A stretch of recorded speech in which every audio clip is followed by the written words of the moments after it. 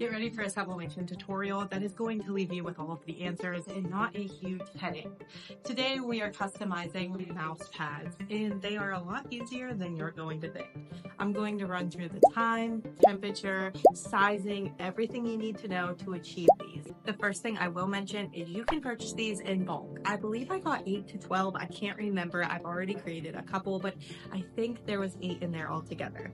I did get them from ASUB, and if you're thinking, I've heard of ASUB before, you're not incorrect because they also sell sublimation paper and a bunch of different blanks. When it comes to any new type of blanks, I always recommend doing your own measurements. You can go off of manufacturer's recommendations in their sizing. However, I have found that some are not spot on. So what I like to do is size all of my items, write them on a sticky note, and then put them in an Excel spreadsheet for later.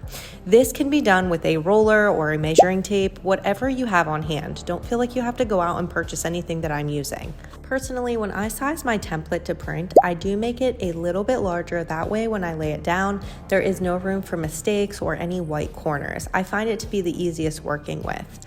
I will say that for these templates, I love designing them in Canva. They do have a free and a paid version. No, this is not sponsored. You can do your own research and figure out which is going to be best for you. However, I do like, especially for beginners, that they have pre-made templates. And I believe I just looked up Postcards, and this gave me a bunch of different designs to choose from. This one specifically did have the photo frames, which is super easy to use. You just upload your photo, drag and drop, and then you can resize by double clicking and dragging your image to whatever size you see fit. Something to mention is when you are working with any form of Canva pre-made templates, you can go in and pretty much redesign any portion. So if you want the background to be a different color, you can go in and add that. If you want the text to be a little bit different, you just simply double click and add your own text. It is actually so easy to work with.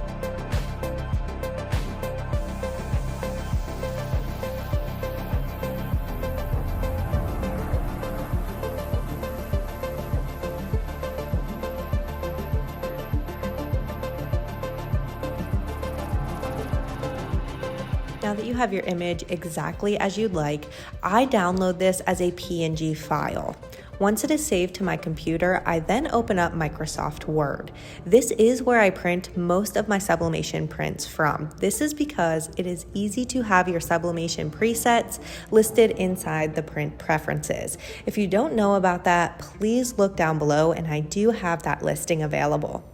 Once you have opened a new template, go ahead and resize it to the landscape layout and then change the margins to narrow because this is going to be a rather large design.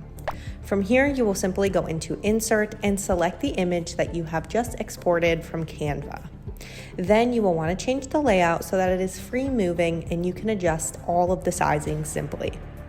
Go up to the right-hand corner and type in your sizing from our measurements, making sure to go a little bit larger than the previous measurement. From here, you do want to adjust your saturation. I usually turn it up 1 to 2 depending on the color style here, and if it is lighter, I recommend going 2. That way you get full color saturation when transferring your ink.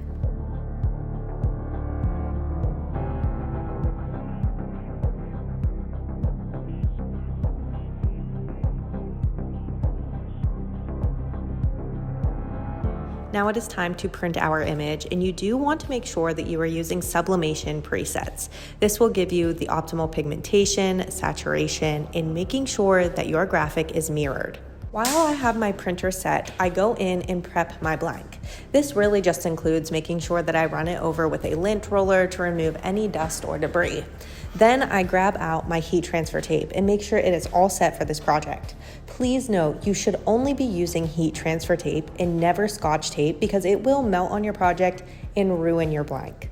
This part is optional and you do not have to have a paper cutter. You can use scissors. However, I find my printer does leave a little bit of excess ink on the side of my pages for some reason. So I do cut these off so that I do not risk getting any ink on my heating element or my mat.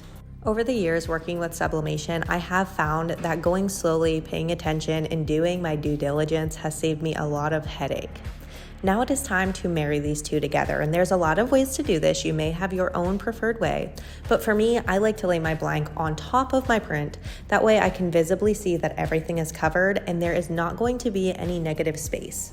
Once I have lined it all up, I do go in with my heat transfer tape. Please remember that. I know I sound like a broken record, but that is so very important.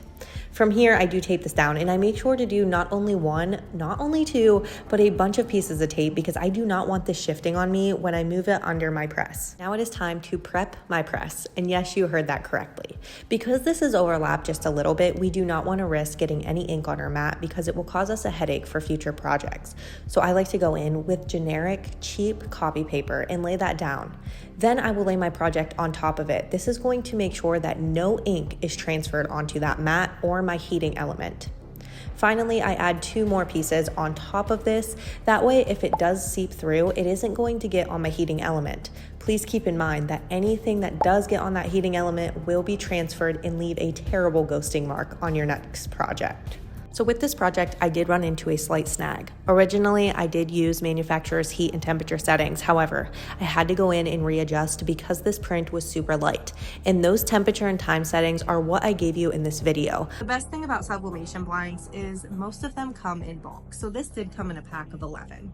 So I do have 9 other ones that I can test and try, and they're pretty inexpensive. So you can just toss this one away and not worry about, oh, I just spent all of that money. And like I said, we all make mistakes here, and I'm definitely going to be transparent on this channel. I hope that this tutorial helped you a lot, and you can take all of these tips and use them on any other projects. Of course, everything is going to vary, but the way that you press and the things that you should look out for pretty much stay the same.